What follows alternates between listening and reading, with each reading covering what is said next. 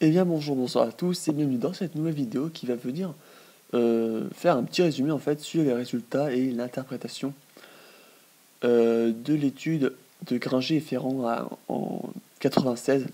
Alors dans la dernière vidéo, voilà le deuxième résumé de cours magistral, j'avais déjà tout à la fin parlé de leur méthodologie en fait pour savoir à quel moment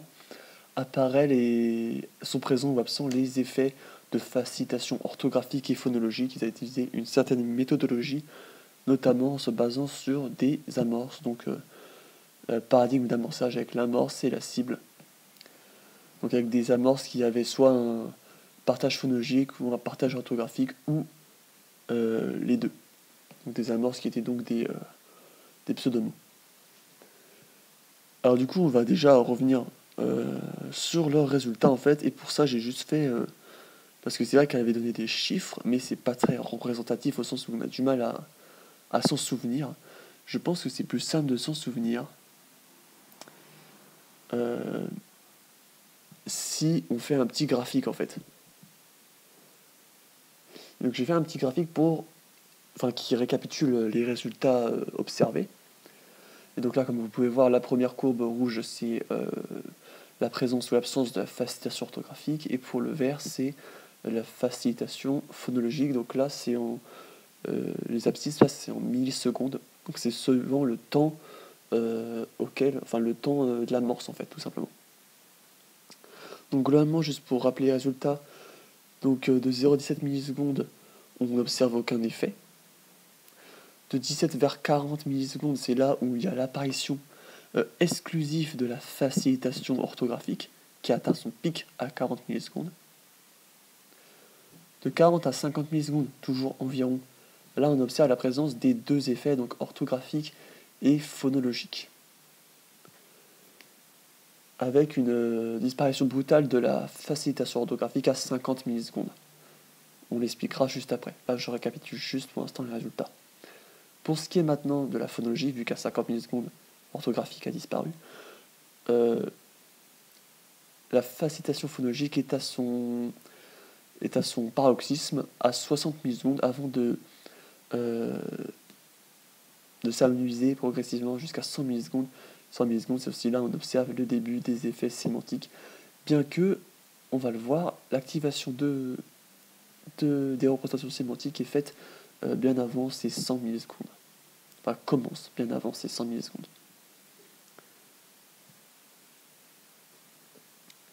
Alors, les auteurs expliquent ces résultats par le modèle à activation multiple qu'ils ont fait il y a 4 ans auparavant. Il s'agit en fait d'une version améliorée du modèle de McClelland et Rumelart en 81. Si vous ne voyez pas du tout le modèle, je vous conseille d'aller le revoir. À ce qui paraît, il est juste très important en fait, primordial. Et en fait, ce qu'il a en plus du modèle de McClelland et Rumelart, ce petit modèle à activation multiple, c'est qu'il prend aussi en compte la phonologie. Là où McClelland et Rumelart ne prenaient en compte en fait que l'orthographe. Alors en fait, ce modèle, vous allez voir après, j'ai fait un autre petit schéma, possède un niveau infralexical qui contient les lettres ou les phonèmes, selon la composante. Donc autrement dit, on a un niveau infralexical orthographique qui contient toutes les lettres, qui vont être activées suivant ce que tu perçois, et un niveau infralexical phonologique qui contient tous les phonèmes qui vont être activés selon ce que tu entends, ou en passant d'abord par l'infralexical orthographique. Alors suivi du niveau lexical qui contient tous les mots et la phonologie de ceux-ci. Donc là, lexical orthographique contient les mots, lexical phonologique contient la prononciation de tous les mots. Et pour finir, le modèle possède aussi un niveau sémantique qui vient donner du sens aux mots perçus.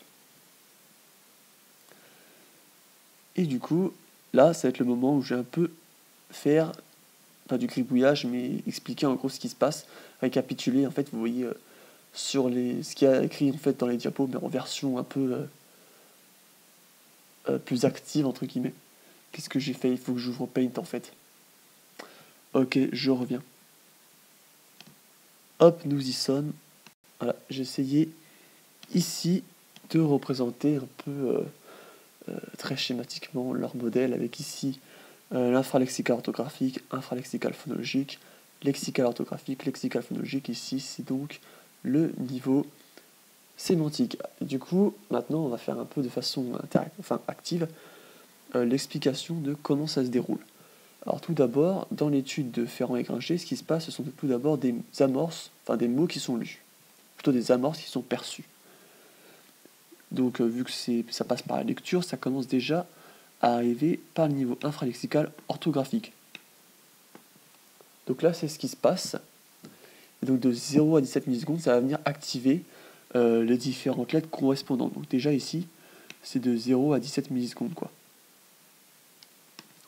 C'est qu'au niveau infralexical orthographique, et ça va venir en fait activer les lettres qu'on perçoit. Par exemple, jardin, ça va venir activer J-A-R-D-I-N. Donc ensuite, de 17 à 40 millisecondes environ, ce qui va se passer, c'est que en fait, ça va un peu se diffuser. C'est un peu l'idée, vous savez, de la connexion entre les synapses. Ça va venir atteindre le niveau lexical orthographique. Donc ça va venir activer les mots contenant les lettres qui ont été activées dans le niveau infralexical orthographique.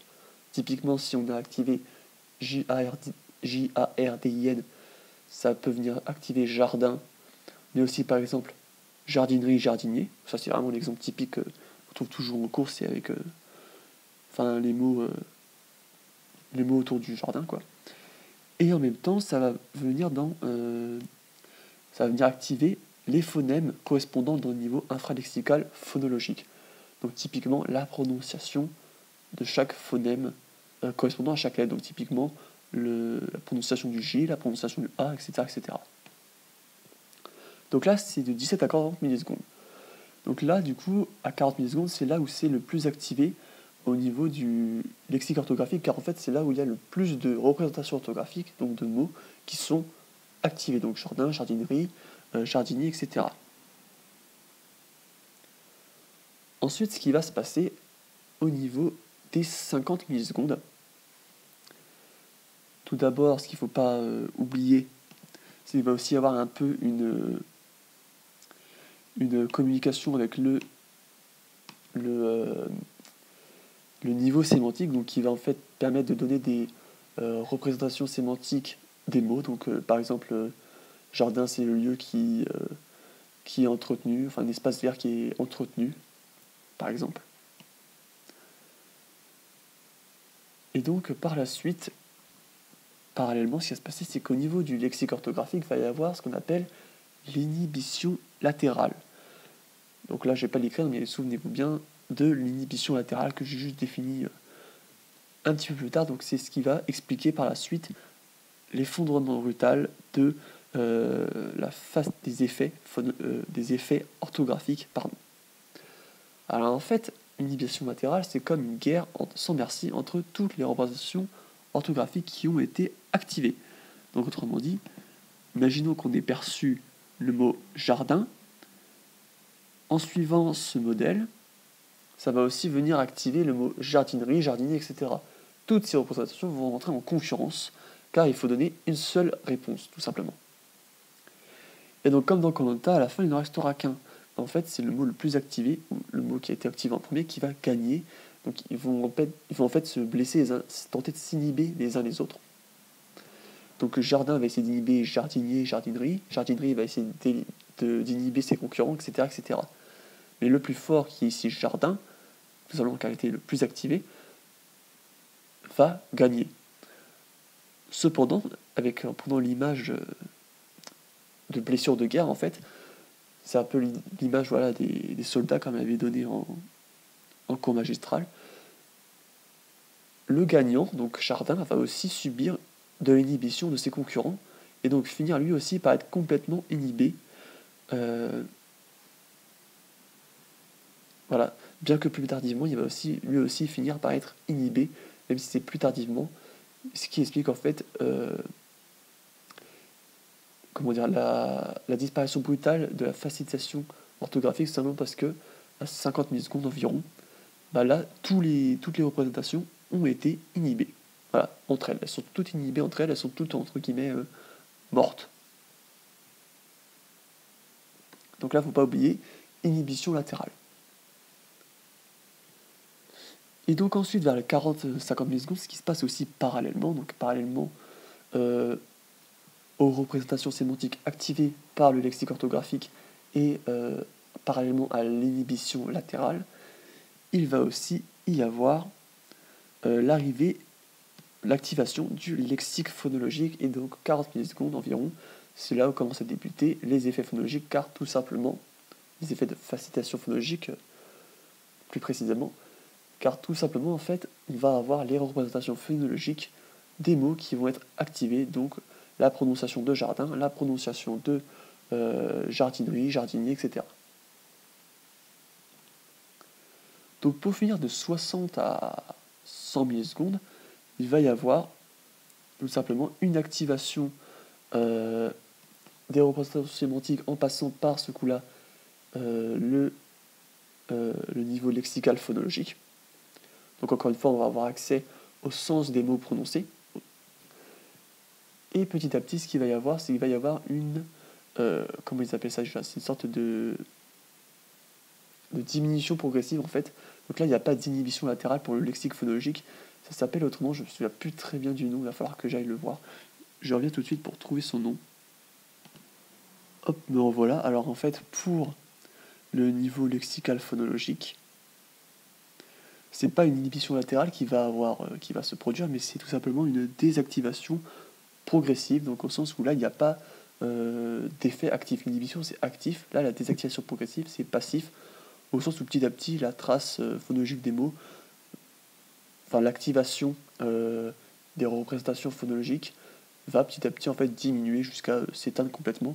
Et c'est pour ça qu'on observe une diminution beaucoup plus progressive de la facilitation phonologique. Et d'ailleurs, juste avant de finir, j'avais mis quelque part la procédure, donc c'était ici la procédure. Après, de toute manière, c'est disponible sur le diapo. Et ben voilà, c'est tout pour pour cette petite vidéo, tout simplement. Après, je vais faire une nouvelle vidéo, juste peut-être aujourd'hui ou dimanche, sur le 3e chapitre qui porte du coup sur la morphologie. Et voilà, j'espère que cette vidéo vous sera utile, et sur ce, je vous dis à bientôt pour une prochaine vidéo.